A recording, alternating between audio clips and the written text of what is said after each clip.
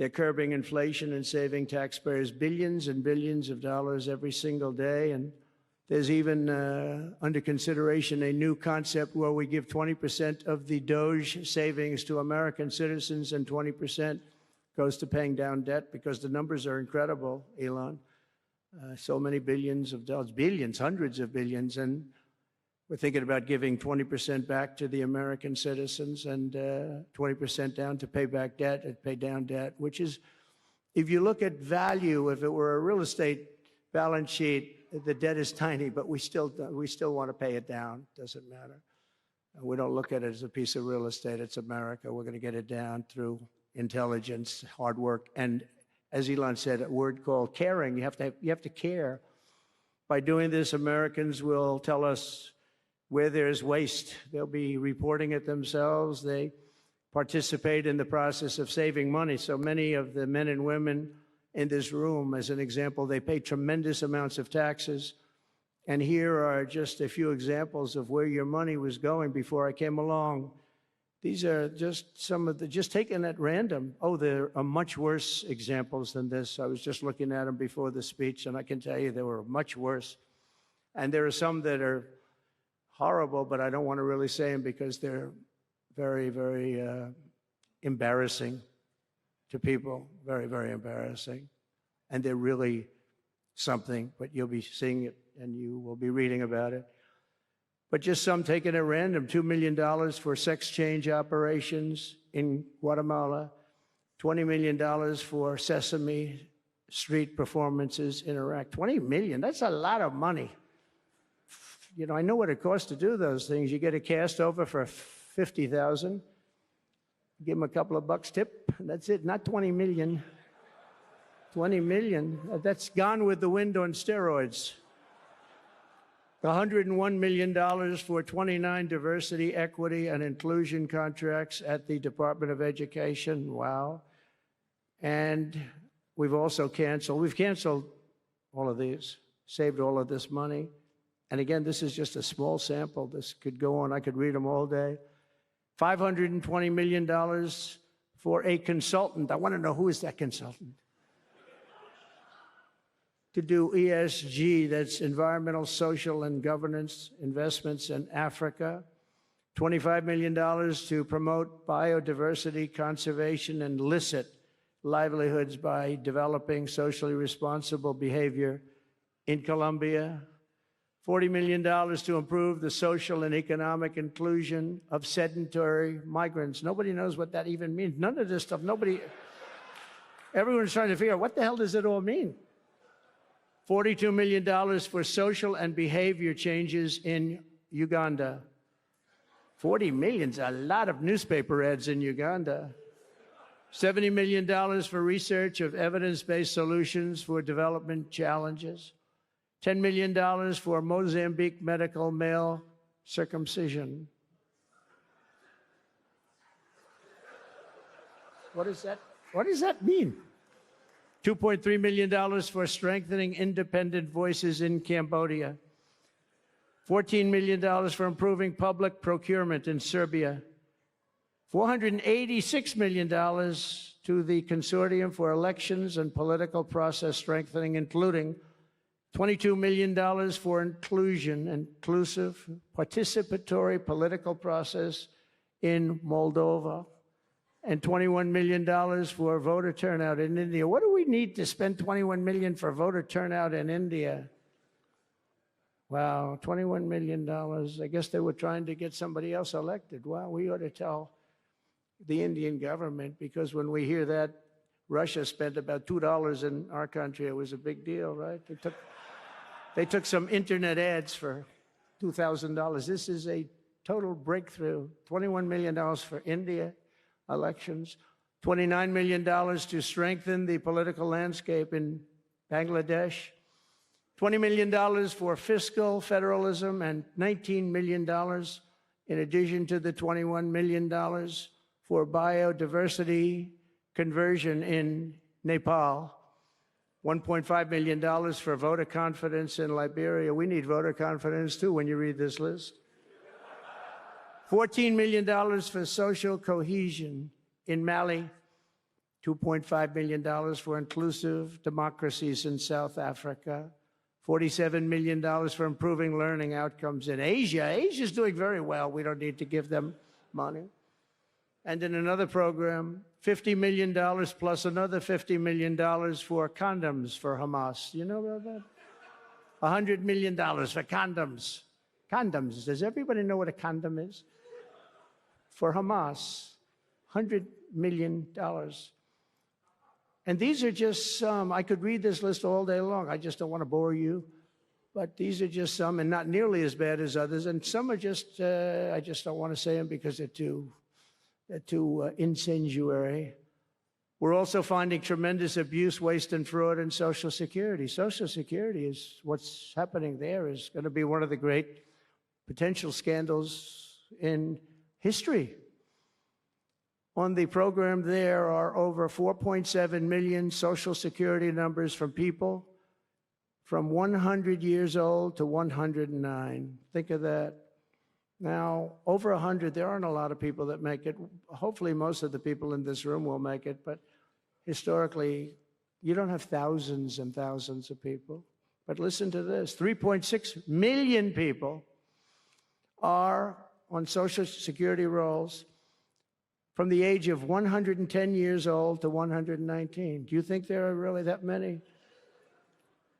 Those people are seriously old. But it gets worse. 3.47 million people are on Social Security from the age of 120 years old to 129 years old.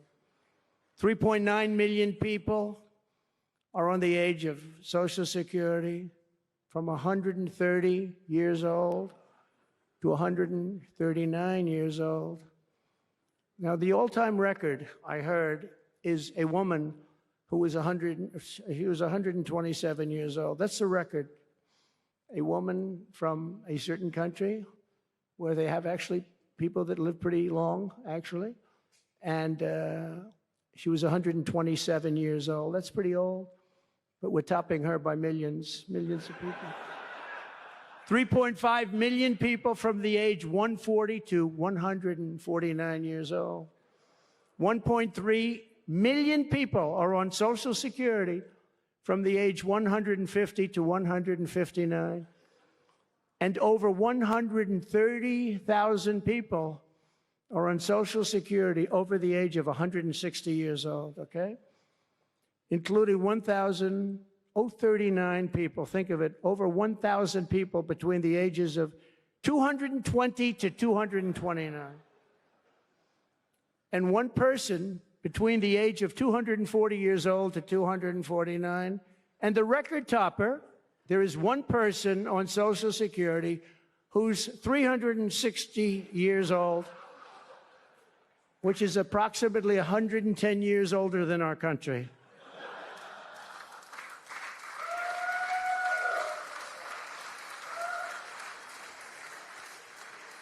So what we're trying to find out, and what we will find out, is are people being paid from all of these, you know, somebody pocketing 10,000 here, 10,000 there, what's going on? So we'll find that out pretty easily because we have a lot of computer geniuses. I said to Elon, who are these people that are doing this, the DOGE people?